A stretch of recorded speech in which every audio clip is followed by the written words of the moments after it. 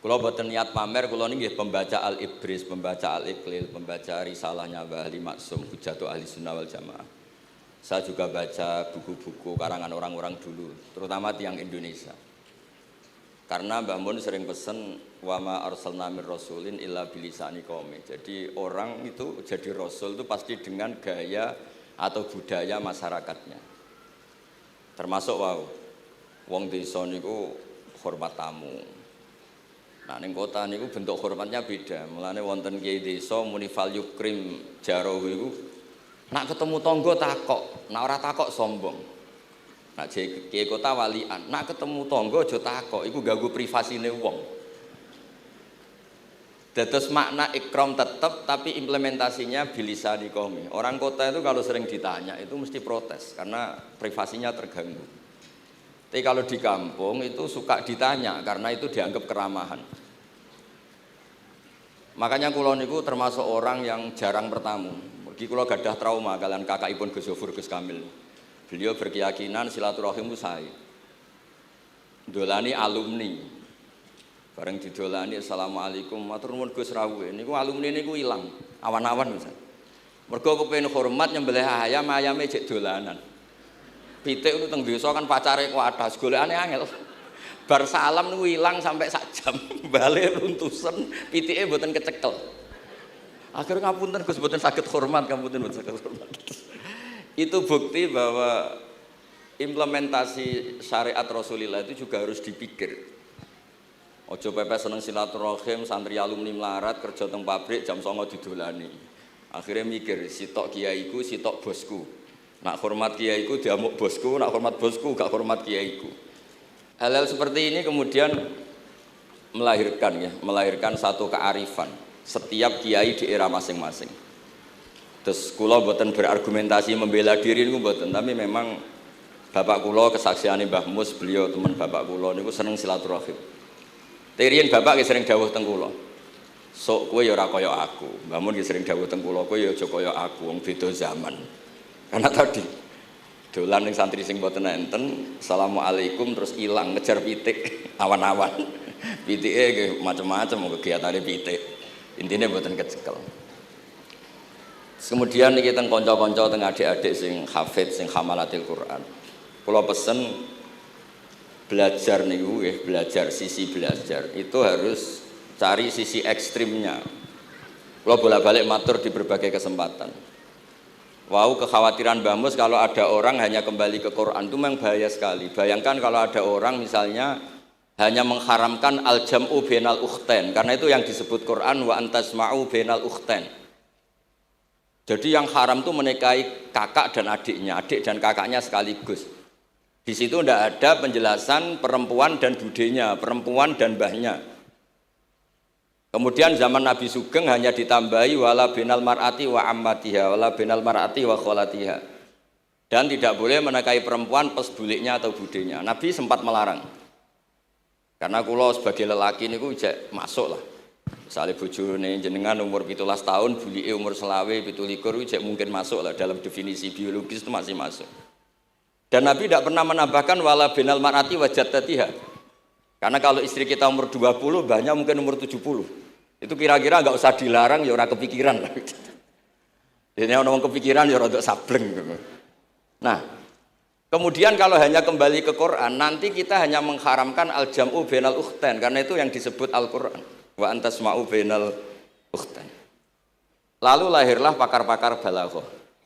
Itu disebut min itlaqil ba'di wa iradatil kul, yang disebut ukhtain tapi maknanya bainal mar'ataini sing bainahuma ada mahram atau ada mahramiyah. Antasma'u al mar'ataini sing bainahuma mahramiyatun. Jadi barokahnya ngaji sama ulama itu kita tahu duduk perkaranya. Ini lafadz yang mewakili atau lafadz yang sebenarnya atau lafadz yang simbolis. Lafadz simbolis itu saking mangkelnya Allah. Itu kalau ada orang salah itu disebut wa ja'ala minhumul qiradata wal khanazira wa abadat tauhid. Jadi kalau misalnya dalam penelitian tidak pernah ada orang yang dirubah Allah menjadi kera, menjadi babi, itu kita masih bisa menganalisis. itu saking ibaratun an ghadabillah. Atau diistilahkan balaghah, ini tasbih yang balik sehingga ada tuh tasbih dibuang. Jadi kalau orang Arab seneng seseorang masih bilang Zaidun kal bakhri. Tapi kalau seneng banget bilang Zaidun bakhrun.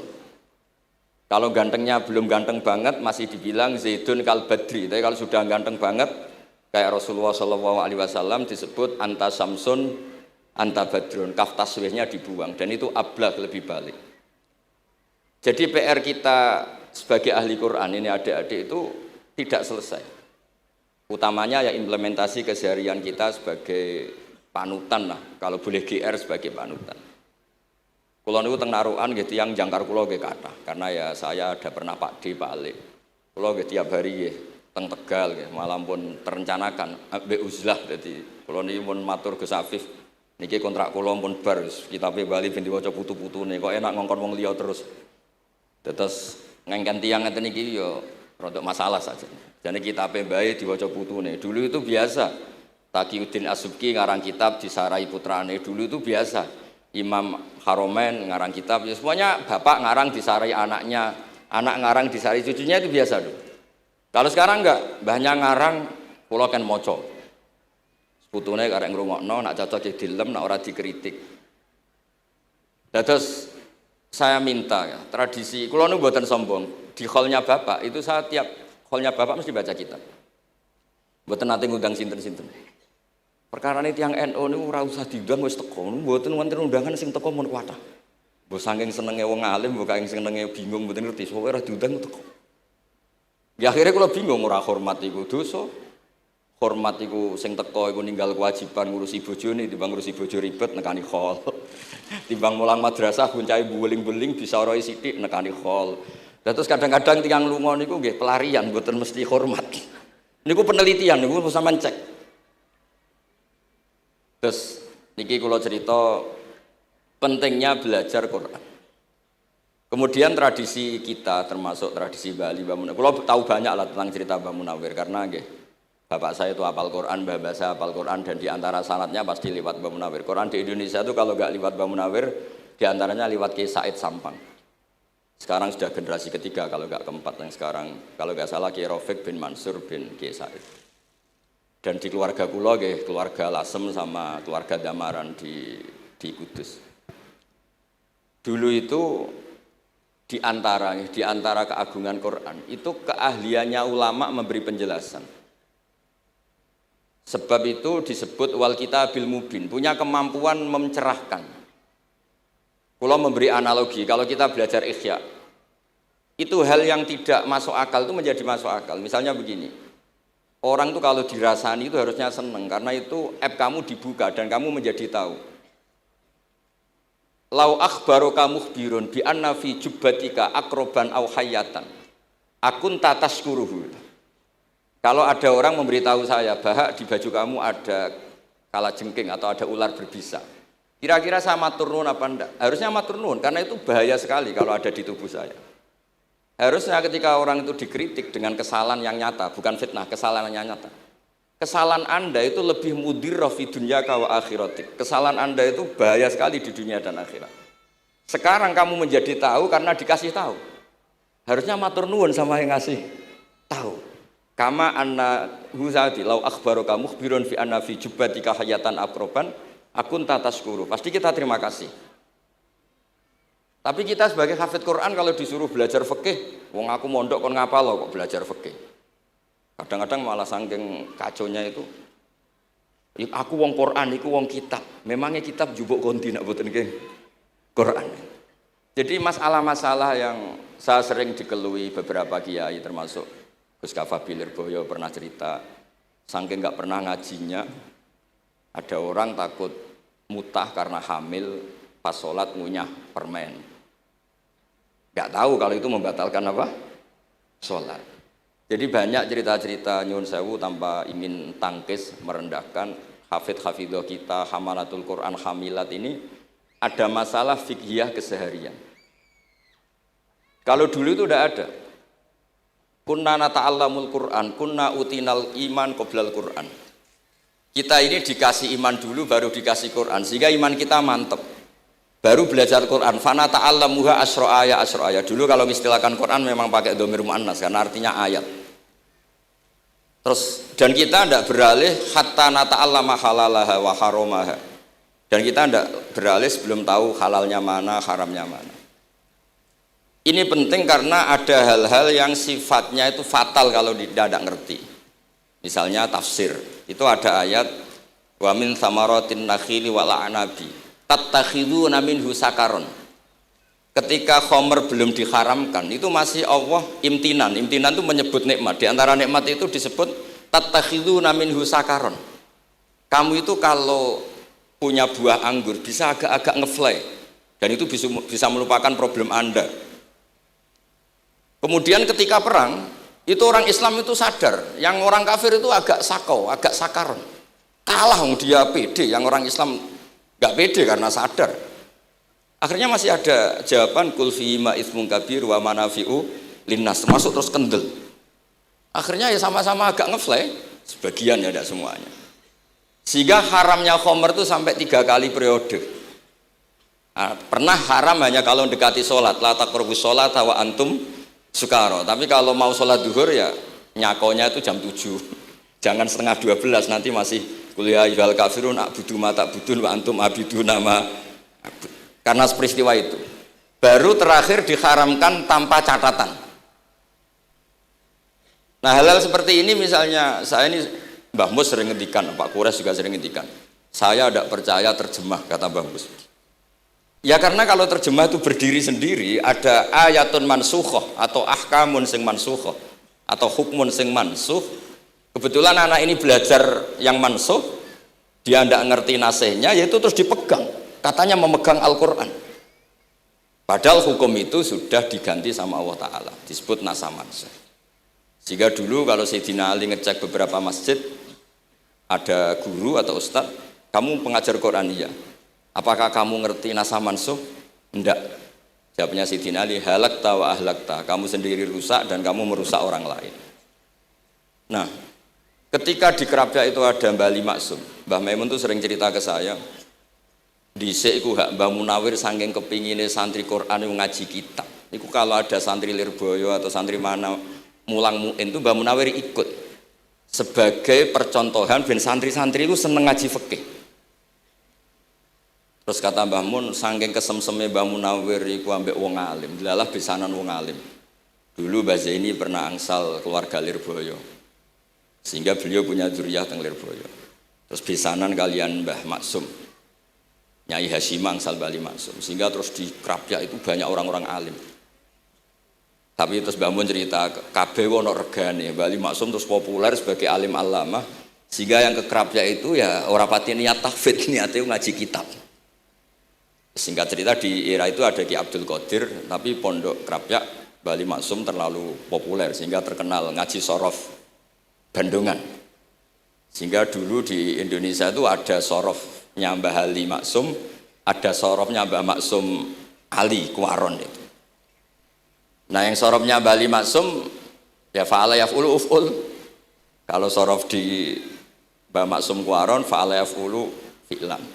Yang satu ngikuti fi'il itu ya harus jejer fi'il, yang satu ngikuti jurumiyah. Kalau yang dikatakan master itu sing yaji'u salisan, yang datang ketiga dalam tasrifnya fi'il. Sebab itu terus tradisi sorof tadi yang dalam apa itu latihan munakosah tadi diteskan anak-anak itu memang penting karena kalau kita nanti belajar sab'ah, sorof itu segala-galanya. Misalnya qiraatun Nafi' itu bacanya fala yuhzinka qauluhum. Karena beliau berkesimpulan kalau khazana yahzunu husnan itu susah, bukan menyusahkan. Yang makna menyusahkan itu af'ala yuf'ilu ifalan, sehingga qiraat apa ya antara fala yahzunka qauluhum sama fala yuhzinka qauluhum. Tapi Imam Asim cara berpikir secara riwayat tentu qiraat itu sunnatun muttaba'ah. Banyak lafaz yang sudah seperti itu sudah mutaaddi, kayak kota layak tulu kotlan itu kota lahu, bukan akta lahu. Sehingga beliau menganggap khazana yahzunu sudah mutaaddi binafsih, jadi nggak perlu dibaca fala yuhzinka qauluhum, cukup dibaca fala yahzunka qauluhum.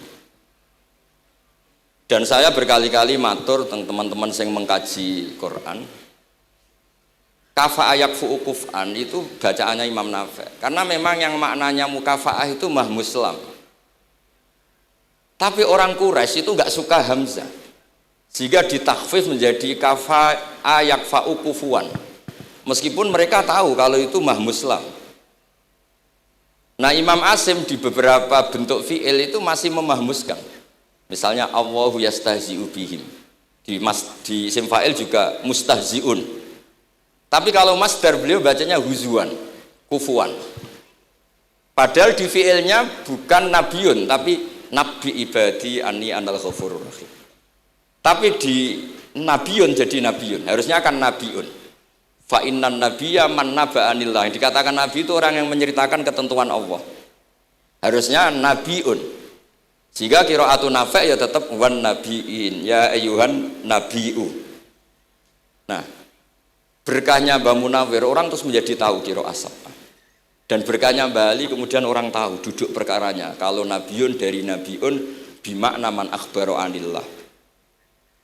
Dan terus berkahnya kalau saya boleh GR berkah Gus Gofur kula berkah ngeten-ngeten iki duka Kiai Peres napa Kiai Media mboten roh. Berkah ini terus kula ngomong terus. Saya tidak khawatir salah, bukan karena saya maksum ndak. Wong Islam pun pinter. Nak bener minallah, nak salah kok Gus Bah. Jadi kula niku madlum. Jadi penak wong Islam niku penak. Kula niku sering tahajud nak ndonga ya Allah, kula niku pede mawon nerangno Quran. Mergo tiyang Islam pun sae. Nak bener jare jenengan, nak salah kula. Lah nak kula sing salah nggih sederhana mawon. Kula abdun, kula kawula, kula nak ndonga nggih Rabbana dzalamna anfusana. Sebelum disalahkan orang juga saya sudah merasa salah. Wa akharuna atarafu bi dzunubihim khalatu amalan sholihan wa akharuna wa sayya. Mulane kula suwun Kangkang, mbak-mbak sing khatam Quran pede mawon. Bahwa yang Anda lakukan menghafal Quran itu sudah benar. Meskipun Anda tidak sempurna, misalnya Anda tidak faham, Anda tidak bisa melakukan. Khifdhu kalil Quran huwa al-khifdullah. Kamu menghafalkan Quran itu sudah menjaga lafaz-lafaz Quran. Sehingga lafaz Quran tetap mutawatir, lafaz Quran tetap ma'ruf, tetap masyhur, sehingga ketika ada yang memasukkan Quran konangan. Tapi kalau yang hafid sedikit lam yablugh adadat tawatur, takutnya kalau ada yang menyalah, ada yang apa itu tidak diketahui. Ini barokahnya hamalatul Quran sing aksar wa aksar itu kita terjaga. Nah, itu yang dimaksud Mbah Mus, Quran itu harus jadi budaya. Ning desa iku wong ra salat lah. Dengar ada warung ayamnya tiren enggak disembelih itu tidak mau makan. Haram, padahal dekne ra salat. Ra salat itu lebih dari haram. Tapi tetap enggak mau makan ayam tiren. Enggak salat disuruh makan babi ya enggak mau, haram. Sampai tadi yang nyolong saja milih wedhus bukan melkeng babi karena babi itu haram. Dan saya pernah digojlok sama wartawan Pak Bahak, wah fikih Indonesia itu hebat sampai maling saja masih pakai fikih itu. Jadi kalau nyolong itu milih yang halal bukan yang haram. Pun niku bentuk hormat kula teng keluarga Mbah Ali, bentuk hormat kula teng Mbah Mus teng sedanten keluarga niki kula badhe maos kitabipun Mbah Ali, kalau panjang pengagum kitab-kitab yang dikarang orang Indonesia. Kita anggap niku lebih aplikatif lah, karena dikarang orang yang trauma dengan Indonesia. Kemudian setelah trauma ingin membenahi Indonesia. Misalnya jenengan ngertos sesajen, mbok haramno iku tradisi, mbok barno iku sawangane kok dekati sirik ning pinggir wit gede. Akhirnya dimodifikasi, wis mangan-mangan, kumpul-kumpul tapi tahlilan. Lah masuk tahlilan la ilaha illallah barani kalimatu syirkin. La ilaha illallah itu kalimatu syirkin kalau dilafatkan di bawah pohon. Terus piye logikane ku piye? Kalau bolak-balik matur. Hadhil kalimah sara bihal kafiru mu'minan. Fa kaifa saral mu'minu kafiran juga bihadhil kalimah, itu logikanya enggak ketemu. Orang yang kafir puluhan tahun saja sekali melafatkan la ilaha illallah Muhammadur Rasulullah qul lil ladzina kafaru iyantahu yufar lahum ma qad salam. Selesai, sara mu'minan. Bihadhil kalimah. Kemudian kalimah yang sama ketika kita baca dianggap kita ini kafir juga bihadhil kalimah. Akhirnya dengan modifikasi khas Indonesia, kearifan Indonesia tetap sesajen tapi tahlilan. Tetap melakukan hal-hal Jawa tapi dimodifikasi menjadi Islami. Kalau kita misalnya orang modern nggak ingin mengganggu orang lain yang kita tamui, gampang dalilnya. Ada ayat la tadkhulu buyutan ghaira buyutikum. Kamu jangan sowan ke orang lain atau dolan ke orang lain. hatta tastanisu. Ukurannya bukan salam dulu, bukan hatta tusalimu, hatta tastanisu. Jika kamu merasa nyaman, kamu bisa ngukur tingkat akrab kamu. Kamu bisa ngukur jamnya orang itu. Kamu bisa ngukur kebutuhan orang itu. Butuh saya ndak? Kenapa mertamu pengen kayak duit bebas jam? Atau kamu orang cantik yang kamu tamoni sing seneng kue bebas jam. Tapi aku apa nagih hutang? Mertamu orang yang kamu tagih itu mesti kamu dianggap problem. Atau mertamu orang yang enggak akrab di jam istirahat, tentu kita dianggap problem. Makanya ukurannya Quran tuh hatta tastanisu, kamu merasa nyaman. Istiqnas itu nyaman, enjoy. Kayak saya dolan di Gosofur kan akrab mulai kecil teman saya. Mungkin bisa ngabaikan jam. Tapi kalau saya dolan di kiai yang enggak kenal saya, mungkin kedatangan saya dianggap problem karena di jam tertentu. Saya harus mikir, kayak apa hebatnya Quran ketika bikin aturan la tadkhulu buyutan ghaira buyutikum hatta tastanisu. Setelah nyaman nggak apa-apa waktu salimu, jangan salam dulu. Istiqnasnya nggak kena, salamnya geger. Akhirnya banyak kiai keselak. Assalamualaikum pas makan, nggak dijawab. Assalamualaikum. Nah hal-hal seperti itu harus santri-santri ini kalau niat ngandani lari-lari, bukan niat ngandani kiai-kiai, harus waqafil qalb, harus warrasikhuna fil ilm. Tahu betul kualitas hatta tastanisu. Kamu itu merasa nyaman istiqnas. Kemudian rasa nyaman ukurannya apa ya? La doror wala diror. Kamu tidak ganggu diri kamu sendiri, juga gak mengganggu orang lain. Sehingga setelah itu semua baru watu salimu ala ahliya.